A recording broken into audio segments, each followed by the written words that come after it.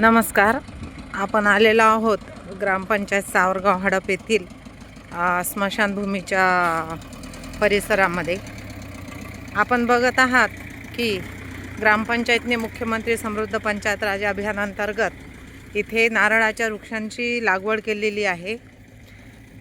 तरी या वृक्षांच्या संवर्धनासाठी आपण बघत आहोत की इथे ग्रामपंचायत तर्फे या झाडांना टँकरनी पाणी पुरवठा होत आहे. असं छानसं नियोजन या ग्रामपंचायतीने केलेलं आहे. इथे जवळपास 90 ते 100च्या जवळपास वृक्ष आहेत. असा छान परिसर दिसतोय आणि या झाडांचे संवर्धन करण्याची जबाबदारी ग्रामपंचायतीने घेतलेली आहे. दररोज या झाडांना टँकरद्वारे पाणी पुरवठा केला जातो.